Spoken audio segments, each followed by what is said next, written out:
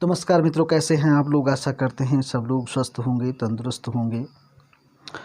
मित्रों, एक कहावत है, बहुत ही सुंदर कहावत है कि हाथी घोड़े दरबार में खड़े और बाल न बच्चे तो किस बात के बड़े, है ना। तो अगर इंसान के जीवन में धन है, दौलत है, रुपया है, पैसा है, सब कुछ है, और अगर उसकी संतान नहीं है तो उसके लिए बड़ा दुख का कारण बनता है उस व्यक्ति के लिए। और बहुत दुखदाई जीवन होता है, कष्टकारी जीवन वो होता है, क्योंकि प्रत्येक मनुष्य का पहला धर्म इस पृथ्वी पर यही है कि पृथ्वी की जो रंजना है, जो इसका कार्यक्रम है कि जो है इसको आगे बढ़ाना है, ये मुख्य उद्देश्य है मनुष्य का। और अगर इसमें जो है वो सहयोगी नहीं होता है वो व्यक्ति, तो उसका जीवन नर्क जैसी स्थिति हो जाती है। हालांकि कोई किसी को नहीं देता है, कोई बच्चा किसी को किसी प्रकार का कोई सुख नहीं देता है। ये सब एक कपोल काल्पनिक मायाजाल है कि हम अपने बच्चे को ये देंगे, ये फैसिलिटी देंगे, वो देंगे, कल को वो हमारे को देखेगा, बुढ़ापे का सहारा बनेगा। तो इस तरीके से आप बिल्कुल भी जो है वो इच्छा ना रखें, क्योंकि आप जो है किसी भी कार्य को करें, गीता में कहा गया है उपभोग करें मगर त्याग से करें, और ये समझकर करें कि इस पर मेरा कोई अधिकार नहीं है ना।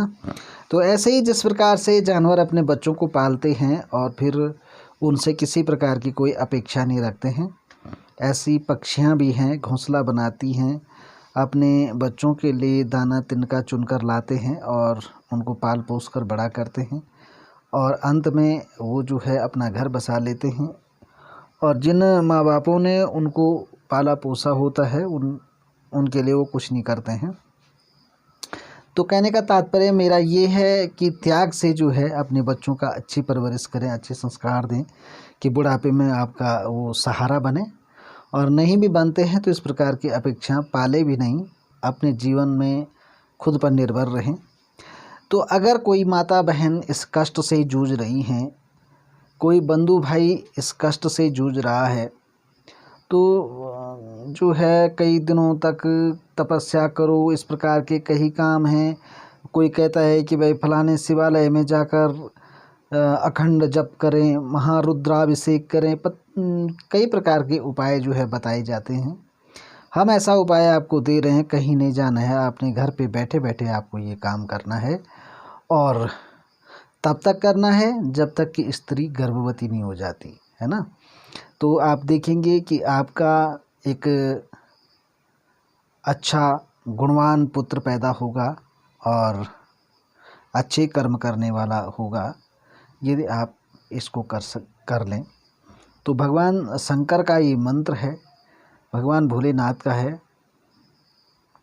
तो अगर जो है इस मंत्र का जाप आप करते हैं तो उनकी कृपा से, उनके आशीर्वाद से आपको संतान की प्राप्ति होगी, चाहे वो लड़की हो चाहे लड़का हो, पर एक अच्छा गुणवान उपलब्धि आपको प्राप्त होगी बच्चे के संबंध में। तो चलिए, इस मंत्र को मैं डिस्क्रिप्शन बॉक्स में लिख दूंगा, तो इसकी विधि क्या है ये आपको बता देता हूँ।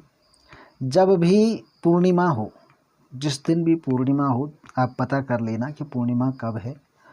उस दिन से रुद्राक्ष की माला पर, ठीक है, रुद्राक्ष की माला 108 मनके की होनी चाहिए। और उस रुद्राक्ष की माला पर प्रतिदिन आप जो है अपनी पत्नी का नाम लेकर के जो है एक माला नित्य जपें। भगवान शंकर की प्रतिमा सामने रखें, और हो सके तो पत्नी भी साथ में बैठे और जो है ध्यान करते हुए और माला का जाप करें। लेकिन अगर पत्नी नहीं भी बैठ सकती है तो आप जो है उनका नाम लें और इस प्रकार से आप जो है इस मंत्र का जाप करें। बहुत ही शक्तिशाली मंत्र है और जिसने भी किया है उसको अवश्य लाभ होता है। तो चलिए, मंत्र इस प्रकार से है। ओम परब्रह्म परमात्मने, और स्त्री का नाम बोलना है, गर्भे दीर्घजीवी सुतम कुरु कुरु स्वाहा, इतना सा मंत्र है। ओम परब्रह्म परमात्मने, अपनी पत्नी का नाम बोलें, स्त्री का नाम बोलें, गर्भे दीर्घजीवी सुतम कुरु कुरु स्वाहा, ठीक है ना, इतना मंत्र है। चलिए एक बार फिर से सुन लीजिए। ओम परब्रह्म परमात्मने, स्त्री का नाम बोलते हुए, गर्भे दीर्घजीवी शतम कुरु कुरु स्वाहा, बस इतना सा है, छोटा सा मंत्र है, आसानी से आप इसको जाप कर सकते हैं एक माला, और धूप दीप नैवेद्य लगा करके नित्य जो है आसन पर बैठकर इस मंत्र से एक माला जाप करें। बहुत ही सरल विधि है, ज़्यादा किसी भी प्रकार का आपको आडंबर नहीं करना है। तो आप देखेंगे आपको ऐसे पुत्र की प्राप्ति होगी जो चक्रवर्ती होगा। तो चक्रवर्ती का मतलब होता है जिसके सारे विश्व में जिसका जो है अपना राज्य हो। तो अब तो ऐसी संभावनाएं है नहीं, लेकिन चलो विश्व में ना सही, अगर अपने स्टेट में भी उसका नाम हो तो बहुत बड़ी बात है। तो चलिए आप इसको करें। 108 मनके की रुद्राक्ष की माला पर नित्य एक माला जाप करें। चाहो तो सुबह शाम कर लें, नहीं तो एक भी टाइम कोई जो है आप रखें, जिस दिन से पूर्णिमा हो उस दिन से शुरू करें, और जब तक जो है आपकी धर्मपत्नी जो है गर्भ धारण नहीं कर लेती तब तक आपको नित्य इस मंत्र का जाप करना है। तो छोटा सा विधान है मित्रों, करिएगा और इससे लाभ उठाएं। जो दुखी हैं और कई जगह की थपेड़े खा चुके हैं, कहीं पैसा जो है हॉस्पिटलों में खर्च कर चुके हैं, तो वो दंपति जो है इस उपाय को करके अपने जीवन को सुखमय बनाएं और आपका जीवन फले फूले सुखमय बने, आपकी संतान आज्ञाकारी हो, ऐसी प्रार्थना मैं ईश्वर से करते हुए जो है आप लोगों को ये मंत्र दे रहा हूँ। फिर मिलेंगे ऐसी किसी महत्वपूर्ण जानकारी के साथ, तब तक के लिए जय माता दी, जय केदार बाबा की, जय हो हनुमान जी बाबा की। आप सबका कल्याण हो।